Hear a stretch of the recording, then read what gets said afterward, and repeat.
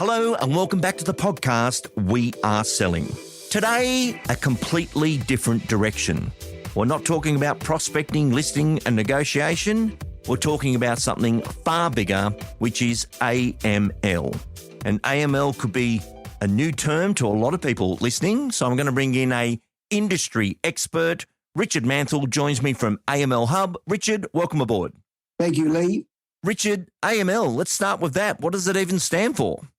Yeah, good question. So AML stands for anti-money laundering. It's a good term that's been used around the world for 20-odd years, but probably quite new to the Australian real estate market. Very much so, because New Zealand has had the change already. When did the AML laws come in for real estate agents in New Zealand? Yeah, that law came into effect on the 1st of January 2019. So we've had that for a few years now and really has become part of the process, I suppose you could say, of the real estate agent in New Zealand for obviously many years. This topic came to my attention with concerns of business owners and leaders. And for the agents, operations and leaders listening to our program today, legislation has been passed in November 2024 for Australia. And Australia is one of the last countries in the world that isn't governed where accountants, lawyers and real estate agents are going to be required to report any anti-money laundering behaviour. One thing when I got excited when you became available, because this is a complex topic if you haven't been round it, and we might just start with your background there of how long you've been in the space and what you've learned about that space from the transition with the New Zealand agents. Look, I've been doing this since 2012, and I think we've helped in excess of 4,000 companies now throughout New Zealand, Australia and Pacific Islands. And the New Zealand legislation changed for the real estate agents only 6 years ago, so quite relatively new for the real estate agents. Obviously, the banks and the stockbrokers, etc., were captured well before then, and that's the same in Australia.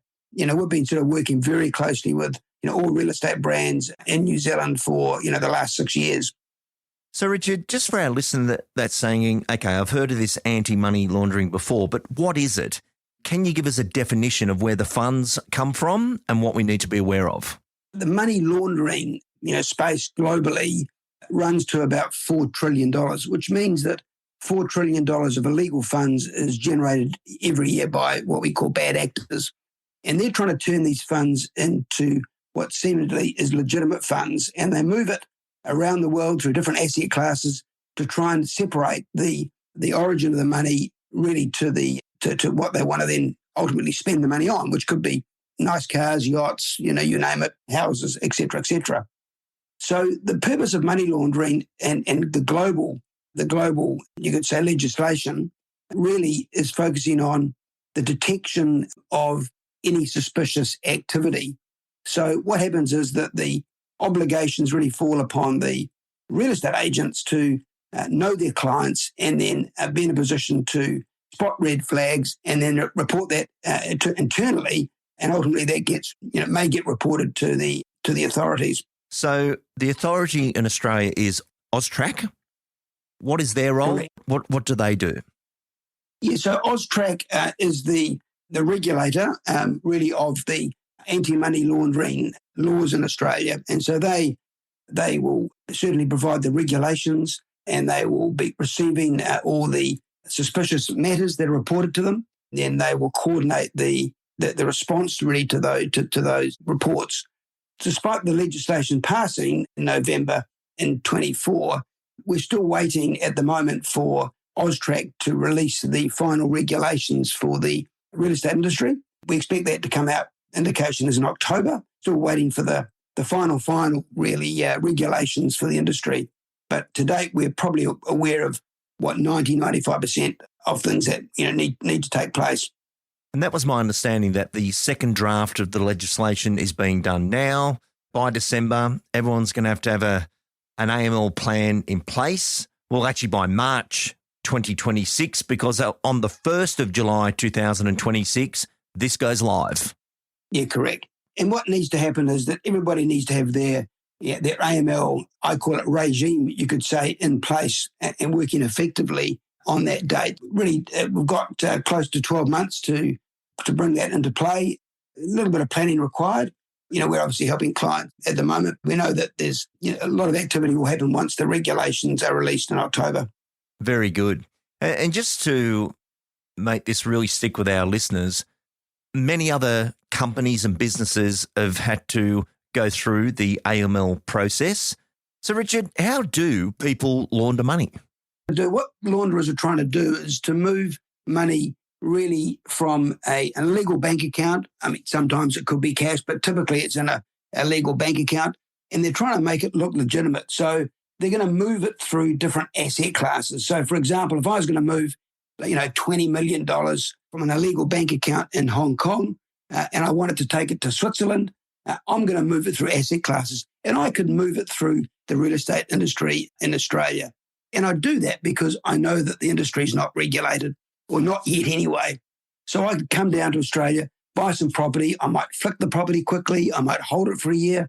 But basically, I'm trying to move the cash or the money through that particular asset class. The reason why real estate's a great way to launder money is that we can move, vast sums of money, millions of dollars, and sometimes without detection. What's the industry and what's the AML legislation all about? Well, it's about people being aware of this and spotting red flags or unusual behaviour, and obviously then reporting that to the authorities.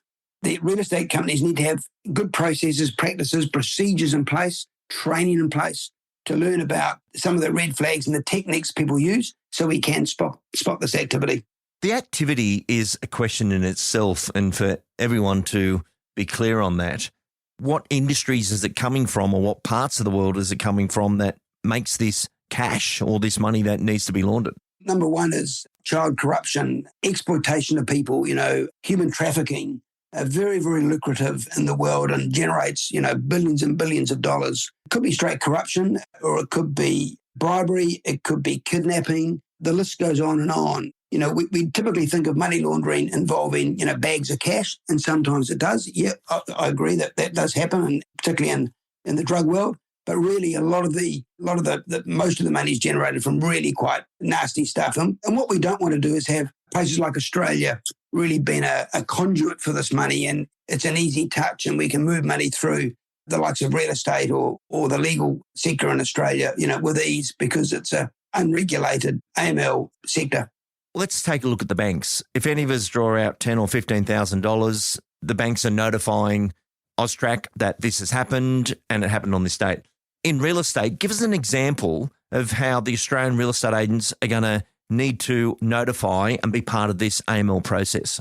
Spotting suspicious activity or matters is really, really important. And so if a real estate agent spots something unusual, and a good example would be, I'm going to try and sell my house very quickly under value. It might be $500,000 under its value. That's kind of unusual. And you'd expect people to say, actually, that's weird. Let's discuss that internally and let's decide whether or not we're going to deem this suspicious and then report that to the authorities. And we'd report that to Austrac, and they've got good reporting techniques, and we've got to put in information about that transaction or about that matter. And then once we've done that, we've done our job, and it's up to them to decide if they're going to take that matter further. If things aren't being reported to Austrac, then really the AML regime is really a waste of time, because what we're trying to do is say we're trying to provide that deterrent, and we're trying to provide a good process internally within our real estate firm to ensure that people aren't going to be using our firm for movement of illicit funds. And you could say it's a nice responsibility to have, to ensure that these people can't use your firm. It makes Australia basically just a safer place for everybody, obviously, who lives here. Yeah, it's an important thing, isn't it? In some of the research I was doing prior to doing this interview with yourself, Richard, all these data points, no one thing happens in isolation.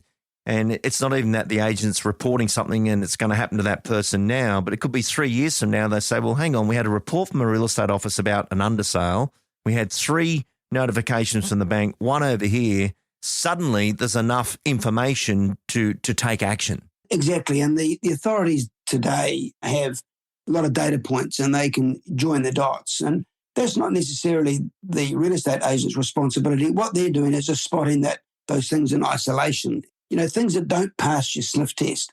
And I think every agent's, can think back over the last few years about, gee, that didn't sit quite right, or that was a bit unusual. And that's the kind of stuff that in the future we're going to have to say, well, actually, let's just talk about that internally and let's decide what we're going to do with it. And are we going to report that to the authorities? Once you do report to the authorities, you're in safe harbour. You've done your job. And I think that, of course, internally, you've got to have procedures in place to understand who your clients are. You've got to onboard your clients, know who they are, and there are some procedures regarding verifying their name and date of birth, etc.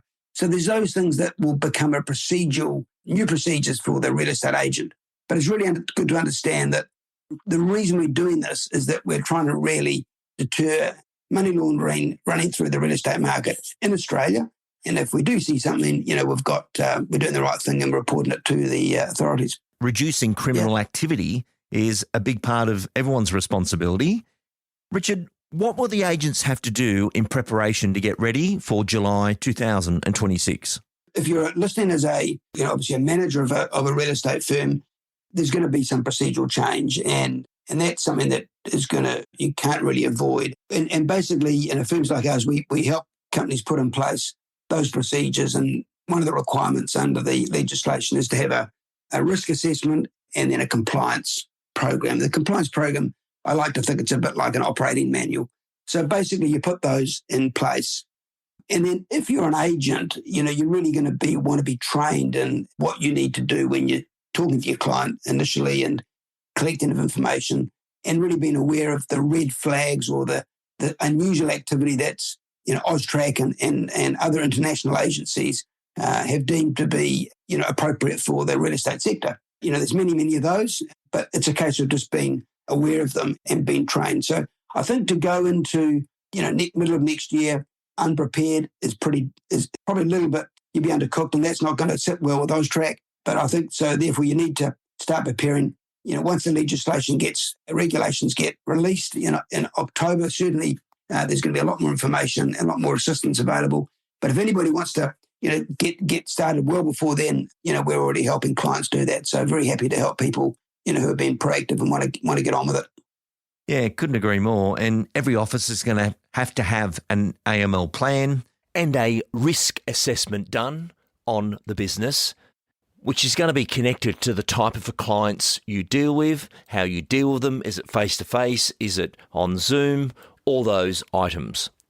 And then you've got your compliance program or that operating manual, and that can be, certainly tailored to your business. And so very important that these two documents are created. But ultimately, both documents have to meet the obligations of the legislation. So let's just assume AMLHUB's helped out. You got all your documents, your procedures in place. The training happens with the company and the agents, so people know what questions to ask, what to look out for.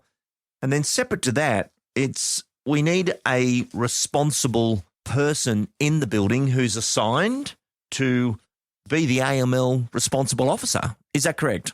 Each company has to have someone who's appointed as the person responsible for the management and the effectiveness, really, of their AML regime.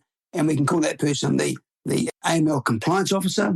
It could be a reporting officer, but basically the person who's going to be assigned really by the business to take that responsibility on. And that person will need to be trained. They'll need to be given the resources within the firm and probably the gravitas or have the gravitas to actually then talk to people within the firm with authority, including not only the agents, but probably also the senior management. But, quite an important role.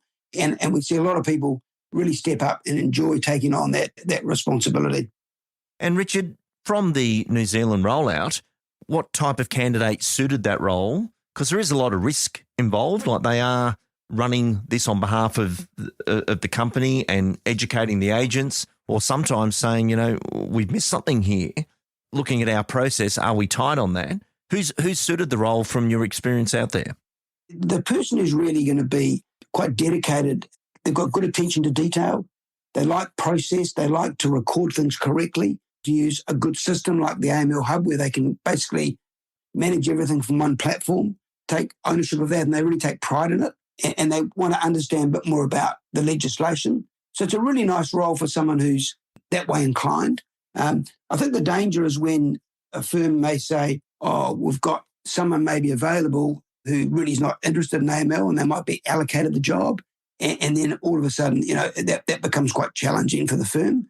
So I think choosing the right person, whether it be a junior person or whether it be a very senior person, it's quite important. But I think people can be trained in the role, but they've obviously got to be dedicated and want to have that attention to detail and want to really step up and keep the records, and information available for the agents. So AML Hub is in New Zealand and Australia. A question I usually ask up front, what does AML Hub do to assist the agents through this process? Yeah, so we developed this platform really back in 2017, 18, before the New Zealand AML legislation went live with the real estate industry. And we launched it really for the real estate sector. And then it's grown and grown and grown and got better and better over the last sort of, 6 years. We've had north of, 500,000 properties run through the platform. So what we do, it's a system really, which is an end-to-end solution where a compliance officer can use it. It's in the cloud. It can link in with your own CRM system. But basically, it's a full-blown system where it controls your AML obligations and allows people to manage their obligations. So, very, very nice tool. It's been developed over many, many years now and obviously gone through many iterations, but, really is fit for purpose. And we're very proud of what we've built. Richard, final questions for you, because I know you're going to be touring Australia when this all goes live. You've got some conferences that you'll be speaking, and AML Hub will be rolling out face-to-face training, and you've also got self-paced training. So everything's prepared on that side. It's just that decision to understand that this is even here.